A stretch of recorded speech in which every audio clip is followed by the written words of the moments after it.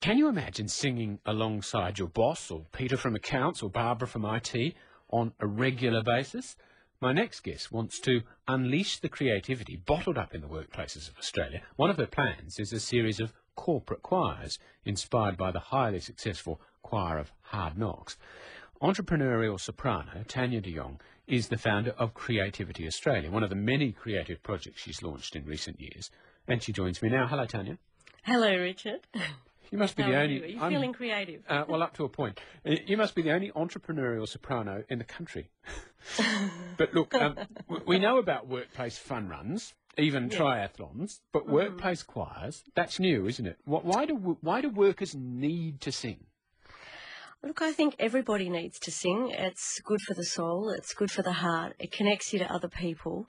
And actually it does alter your neural pathways so that you feel happier and more able to deal with life's challenges, particularly important at the moment, I think. When people sing, they actually start to unlock some of their creative potential, and all employers are looking for innovation and ideas, and obviously they're looking for their employees to be happy at work because that's how, they will achieve the most. So it leads to greater productivity and well-being and a sense of connection within the workplace. So that's the thinking behind, because I know there's one of the big hotels in Melbourne setting up a choir now. Yes, that's right. Yes, the Sofitel Hotel, who are, very good corporate citizens and very supportive of the arts in any case. They're setting up a choir which is going to involve not only their employees, but a number of employees from other city businesses and migrants from the housing estates of Fitzroy and Collingwood, who are predominantly from Sudan and Cambodia. And the idea is that, everyone will come together over a 40-week period throughout the year and rehearse, and every 3 months they'll have a performance outcome, be it at a local hospital or an aged care home, so they're giving something back.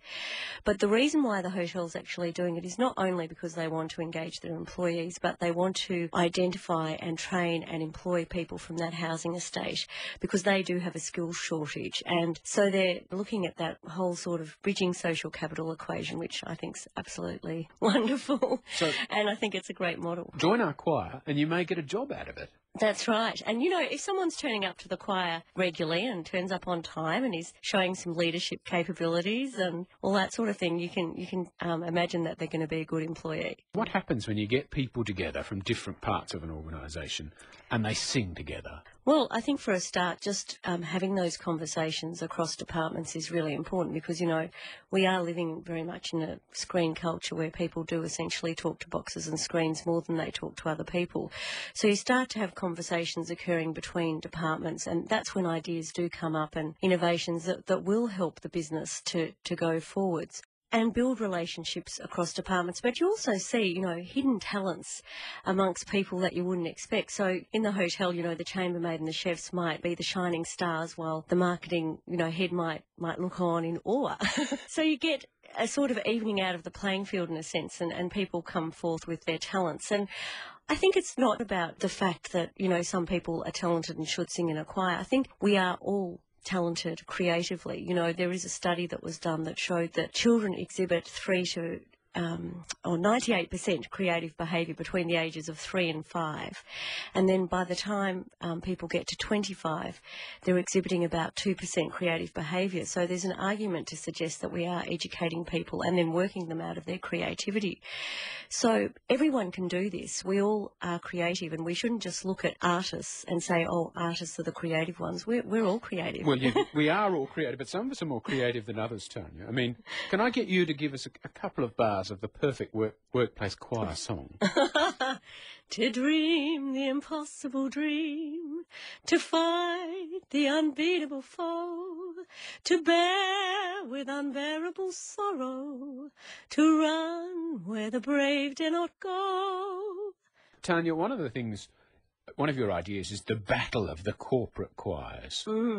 How's that going to work? What our goal is to get a lot of choirs going, not just in corporations, but in organisations and across communities, as we mentioned. As you mentioned before, triathlons are very popular in organisations.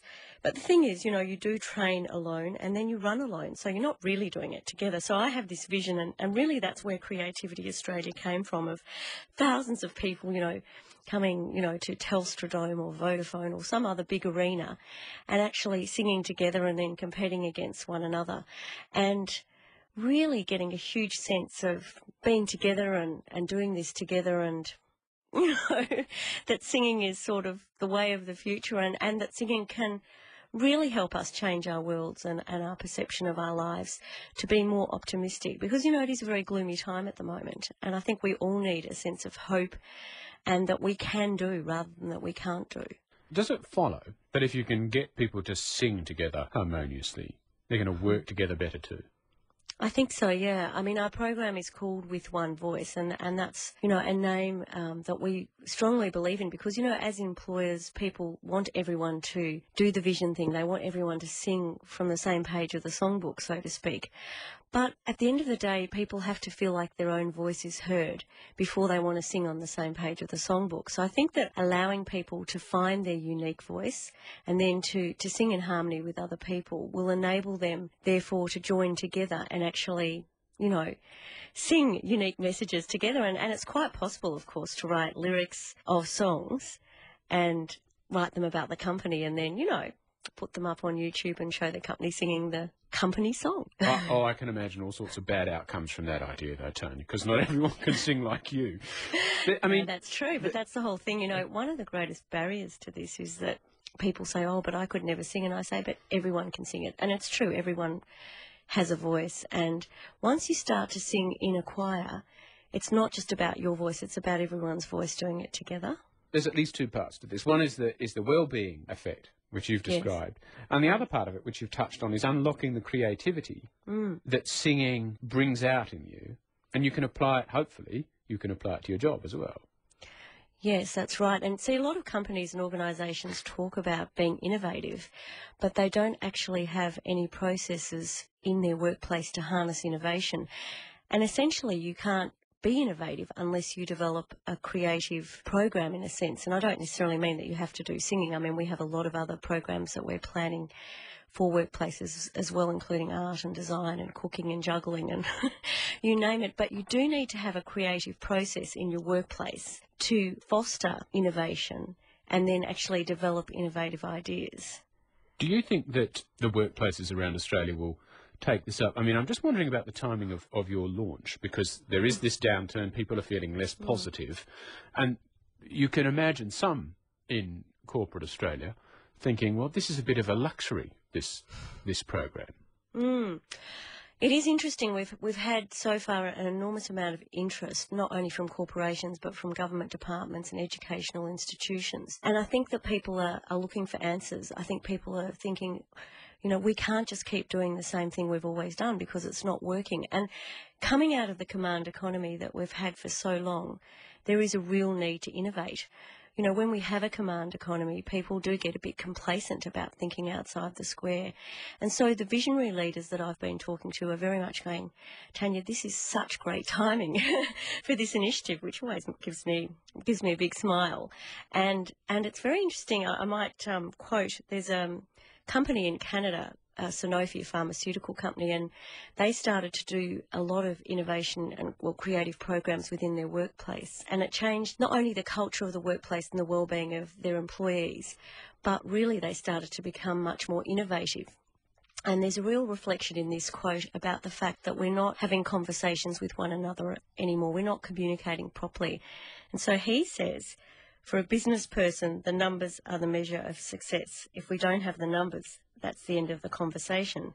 But if we don't have the conversations, that's the end of the numbers. So it is a paradox. And I suppose that a lot of the organisations we're talking to want to restart the conversations. And this is one way that people can start talking to one another and coming up with creative ideas. Tania, good luck with it. And thank you very much for joining us today. No, thank you so much for having me. That's Tania de Jong, who's the founder of Creativity Australia.